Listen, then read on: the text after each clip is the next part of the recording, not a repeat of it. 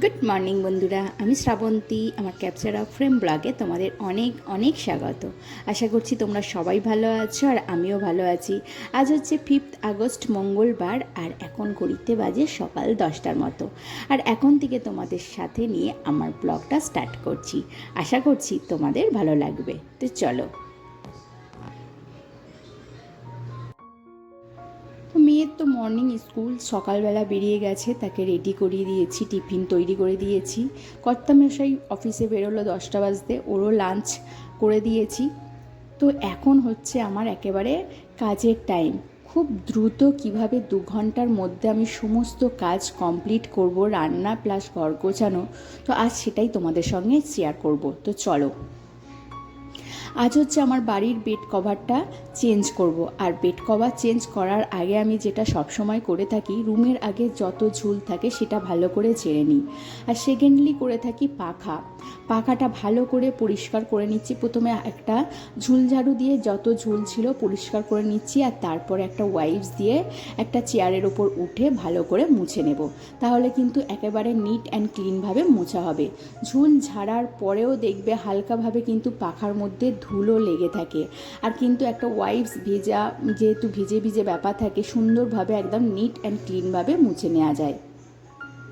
তো এইখান থেকে আমার পাখার ডিস্ট্যান্সটা অনেকটা দূরত্বে ছিল। তো চেয়ারটার উপরে যখন উঠছিলাম তখন একটু টলমলো খাচ্ছিল, তাই আমিও একটু টলে গিয়েছিলাম, যাকে অনেকটা রিস্ক নিয়েই উঠেছিলাম। তো একবার দেখো কতটা পরিমাণ ঝুল পড়েছে। নেক্সট যেটা করব সেগুলো হচ্ছে যে পর্দাগুলো যেহেতু আমরা এইভাবে ভাঁজ করে রেখে দিই, মুড়ে রেখে দিই, এর মধ্যে কিন্তু যেহেতু আমি ঝুল ঝেড়েছি, ডাস্টগুলো এর মধ্যে গিয়ে আটকে যাবে, তাই এগুলো একবার ভালো করে মুছে নিচ্ছি। আর এই যে যে জানালার যে কার্টেনটা আছে, তার যে রডটা আছে, ওটাকেও কিন্তু ভালোভাবে ক্লিন করে নেওয়া দরকার, না হলে কিন্তু এটাই জং ধরে ভীষণভাবে। তো জানালার সামনে পিছনে খুব ভালোভাবে মুছে নিয়েছি একটা ভেজা ওয়াইপস দিয়ে। ভেজা ওয়াইপস মানে ওয়াইপসটা ভেজা ভেজাই থাকে। সেকেন্ডলি দেখো, এই যে আমার ম্যাট্রেসটা, এটা কিন্তু একটা নতুন ম্যাট্রেস। এখনও বুঝতেই পারছো, ওপরের যে চিকচিকের যে কভারটা আছে সেটা কিন্তু আমি কাটিনি এই কারণেই হচ্ছে আমি এর ওপরে একটা ম্যাট্রেস প্রোটেক্টর ইউজ করব। তার জন্য আর ভীষণভাবে দেখো এর ওপরে এই কদিনের মধ্যেই ধুলো পড়ে গেছে। তো এখন নতুন কয়েকদিন আছে, যেহেতু চিকচিকেটা থাক, যদি কোনো অসুবিধা হয় তখন এটা খুলে দেব।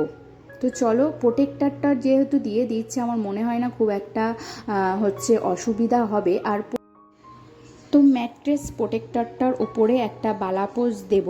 বালাপোষটা আমি একটুখানি রোদ খাইয়ে নিচ্ছি, কারণ সব সময় বিছানা তুললে যতটা সম্ভব একটু রোদ খাইয়ে নেওয়া ভালো, তাহলে কি হয় জীবাণুমুক্ত হয়ে যাবে। আর রোদের চেয়ে ভালো জীবাণুমুক্ত করার উপায় আমার তো আর জানা নেই। যাই হোক, তো এর ওপরে একটা বালাপোষ দেবো। তার আগে ভালো করে ঝেড়ে নিচ্ছি। আর দেখো বেশ টান হয়েছে বিছানাটা। তো আমার মনে হয় না এবার এদিক ওদিক সরবে বলে। আর এরপরে এই যে বালাপোষটা বিছিয়ে দিলাম। আর এরপরে আমি এর ওপরে একটা পুরানো বেড কভার দেবো।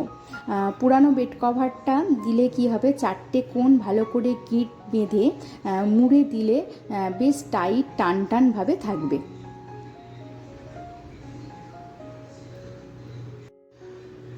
তো আমি একবার বাইরে থেকে ধুলো ঝেড়ে নিয়ে এসেছি, আবার ভালো করে একবার ধুলোটা ঝেড়ে নিয়েছি।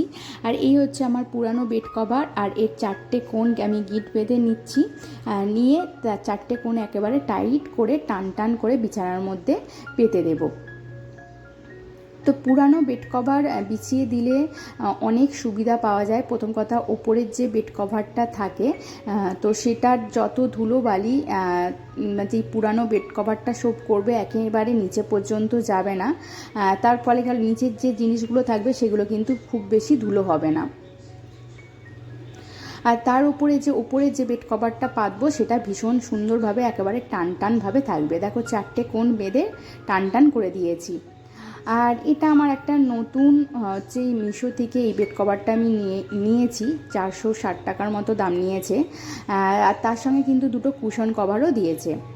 এটা পুরো কটন লিখে আমি দিয়েছিলাম, এটা কিন্তু পুরো কটন না, এর সঙ্গে কিন্তু মিক্সিং আছে, কটন প্লাস অন্যান্য সুতো মিক্সিং আছে, পুরো কটন না, কিন্তু দেখতে খুব সুন্দর। আর খুব একটা যে আরাম হয় না তা নয়, আরামদায়ক। তো চলো, বেড কভারটা সুন্দর করে পেতে নিয়েছি।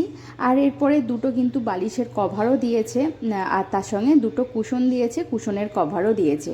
তো তোমাদের দেখো বালিশের মধ্যে, দুটো বালিশের মধ্যে দিয়ে দিচ্ছি। তো বালিশের কভার দুটো পরানো হয়ে গেছে, আর এরপরে কুশন কভার দুটো মাঝখানে দিয়ে দেবো।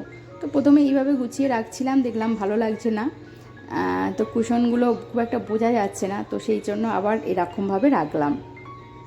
তো চলো একবার দেখে নিই যে বেড কভারটা পাতার পর বিছানাটাকে কেমন লাগছে।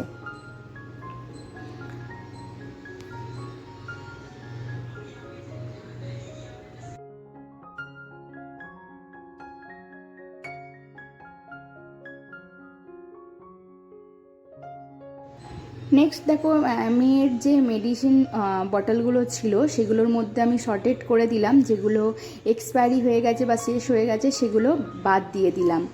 আর এরপরে আমি একটা এরকম র্যাক মতো নিয়ে নিয়েছি। তো এর মধ্যে দেখো মোটামুটি শর্টেড করার পর কিন্তু দেখো অনেকটা ওষুধপত্র কমে গেল, আর আমার রাখার ক্ষেত্রেও সুবিধা হয়ে গেল। তো নেক্সট দেখো, এই যে আমার সুতোর যে জায়গাগুলো, এগুলো এদিক ওদিক ঘোরাফেরা করছিল, তো সেই জন্য একটা বক্সের মধ্যে অর্গানাইজ করে রাখলাম। এখানেও আমি এরকম একটা বক্স নিয়ে নিয়েছি। আসলে কি বলো তো, সমস্ত জিনিসের যদি ঠিকঠাক অর্গানাইজার হয় তাহলে কিন্তু বাড়ির কাজ স্মার্টলি করতে খুব বেশি সময় নেবে না। এমনি ধরো যখন নিচে পড়ে আছে প্রত্যেকটা আলাদা আলাদা করে সরিয়ে মুছতে সময় লাগতো, এখন দেখো এইগুলো যেহেতু র্যাকগুলো রেখে দিয়েছি, এগুলো সরিয়ে মুছতে কিন্তু আমার অনেকটা সময় কমে গেল। আর এই যে দেখো র্যাকটা আছে, এই র্যাকটা অনেক দিন ভেতরটা মোছা হয়নি। সব সময় যে ভেতর পরিষ্কার করে পরিচ্ছন্ন করে মুছি তা নয়, শুধু এই র্যাকটা একটু নামিয়ে তলাটা একটু মুছে দিলেই কিন্তু হয়ে যায়। তো আজকে যেহেতু একেবারে ভালোভাবে ক্লিন করছি, তো এটাকেও ভালো করে ক্লিন করে নিলাম, প্রত্যেকটা জিনিস নামিয়ে ভালো করে ক্লিন করে রেখে দিচ্ছি। আর এখানে দেখো এই যে আমার একটা হচ্ছে ক্লিপ রাখার, ক্লিপ নয় গার্ডার রাখার একটা জায়গা করে নিয়েছি, ওটা হচ্ছে একটা আর খেলার জায়গা ছিল, রেখেও দেবো। তো সেই খাল্লাগুলো যদি খেলার পর এরপর নেওয়া যায় তাহলে কিন্তু জায়গাটা বাচ্চারা, আমার মেয়ে সকালবেলা তো অনেক সময় আমরা কি হয় টেবিলে বসে খাই, একটা করে জিনিস খাই, যেমন এই জল খেলাম, ওয়াটার বোতলটা রাখলাম, তারপরে হয়তো কিছু স্ন্যাক্স জাতীয় কিছু খাচ্ছি রাখলাম, কিন্তু এইগুলো যদি টেবিলের মধ্যে রেখে দিই এইগুলোতে কিন্তু দেখতে ভীষণভাবে অগোছালো হয়ে দেখতে লাগে। তো যখনই খাওয়া দাওয়া হয়ে যাবে এইগুলো যদি সঙ্গে সঙ্গে নিট অ্যান্ড ক্লিন করে নিই তাহলে আমাদের ঘরবাড়ি কিন্তু নিট অ্যান্ড ক্লিন থাকবে আর দেখতেও ভালো লাগবে। তাই কাজকে জমিয়ে না রেখে যখনের কাজ তখন কিন্তু করে নেওয়া ভালো। তো ওদিকে দেখো ঘন্টাখানেকের মধ্যে কিন্তু আমি সমস্ত কাজ কমপ্লিট করে নিয়েছি, আর এখন ঝটপট রান্নাটা সেরে নেব। তো এদিকে আমি ইলিশ, সর্ষে ইলিশ করব, তো সেই জন্য সর্ষে ইলিশের জন্য ইলিশ ভাজতে বসিয়ে দিয়েছি। আর এদিকে আমি দেখো একটা বেগুনের একটা মানে কষা করব, তো সেই জন্য এরকম অনেকগুলো বেগুন ছিল, তো সেই বেগুনগুলো লম্বা লম্বা করে কেটে নিয়েছি। এই বেগুনগুলো লম্বা লম্বাই কাটতে হবে, আর তার মধ্যে একটা বেগুন খারাপ ছিল তাই আমার ছোট টুকরো করা হয়ে গেছে। তো ওদিকে আমি কিছুটা তেল মাছ ভাজার সময় রেখে দিয়েছিলাম, সর্ষে দেওয়ার পর কিন্তু আমি ওই তেলটা ছড়িয়ে দিয়েছি, এতে কিন্তু সুন্দর একটা গন্ধ ইলিশের ছাড়ে। আর এরপরে একটুখানি পেঁয়াজ ভেজে নিয়েছি, আর পেঁয়াজ, আদা, রসুন আর টমেটোর একটা পেস্ট বানিয়ে নিয়েছি, আর কাঁচা লঙ্কাও বেটে নিয়েছি, এর মধ্যে একটুখানি হলুদ আর দিয়ে দিলাম জিরে গুঁড়ো। ভালো করে সমস্ত কিছু মিশিয়ে দিয়ে কয়েকটা কাঁচা লঙ্কাও চেরা দিয়ে দিয়েছি, আর আগে থেকে যে বেগুনগুলো ভেজে রেখেছিলাম সেগুলো দিয়ে দিলাম। তো এবার মাখো মাখো হয়ে গেলে স্বাদ মতো নুন দিয়ে এবার নামিয়ে নেব।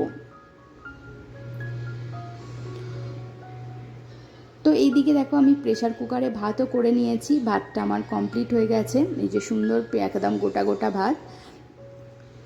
তো এদিকে আমার রান্না বান্না কমপ্লিট হয়ে গেল, আর সঙ্গে দিয়ে দিয়েছি আলু ভাতে। ইলিশ মাছের সঙ্গে কিন্তু আমাদের আলু সিদ্ধ আর কি, কাঁচা লঙ্কা সর্ষের তেল দিয়ে মাখানো ভীষণ পছন্দ করে। তো এরপরে সুন্দরভাবে আমি ভিম জেল দিয়ে নিট অ্যান্ড ক্লিন করে ওভেনটা মুছে নিলাম, তার আশপাশেও মুছে নিয়েছি। আর বেশ কয়েকটা বাসন জমেছিল, তো সেইগুলোও আমি মেজে নিলাম। তো এরপরে যেটা করব, আমি সিংটাকেও ভালো করে মেজে নিয়েছি। আর এরপরে যে মশলাদানি আমি ইউজ করেছি বা তেলের বোতল আশপাশটা যা আছে সেইগুলো একবার নিট অ্যান্ড ক্লিন করে নেব। তো এইগুলো এইভাবে রোজই নিট অ্যান্ড ক্লিন করে নিয়ে থাকি।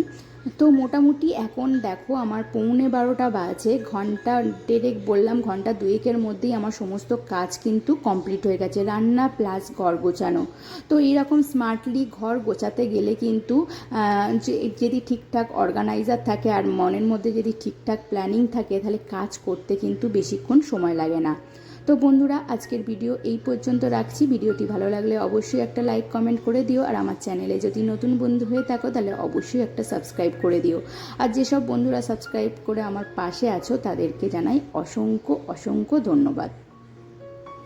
আর স্মার্টলি কাজ করার জন্য তোমাদের বলে রাখি, আমি কিন্তু কিচেনের রোজ রেগুলার একটা করে কাজ রেখে থাকি, কারণ কিচেন হচ্ছে এমন একটা জায়গা সেখানে কিন্তু প্রচুর নোংরা হয়, আর সেইগুলো নিট অ্যান্ড ক্লিন করে রাখতে গেলে কিন্তু একদিনে ডিপ ক্লিন করতে অনেকটা সময় লেগে যায়। আর এই একদিন ডিপ ক্লিন করতে আমার ভীষণ বিরক্ত লাগে, কারণ অনেকটা সময় সাপেক্ষ ব্যাপার, আর হাতে যেহেতু সময় কম থাকে সেই সময় বার করা খুব মুশকিল হয়ে পড়ে। তাই প্রত্যেক দিন যদি কিচেনের একটা করে ক্লিনিংয়ের কাজ রাখো, তাহলে কিন্তু কিচেনকে একদম neat and clean smartly clean করা কিন্তু খুব সহজ হয়ে যায়। তাই আমি বলবো এটা করে আমার ভীষণ উপকার হয়েছে। আর যেহেতু প্রত্যেক দিন কিছু না কিছু ক্লিন রাখছি, তাই আমার রান্নাঘর কিন্তু একেবারে পরিষ্কার পরিচ্ছন্ন থাকে। তো আজকের মতো এখানে রাখছি, তোমাদের সঙ্গে আবারও দেখা হবে নেক্সট কোনো ভিডিওতে, নেক্সট কোনো ব্লগে। আজকের মতো টাটা, বাই বাই।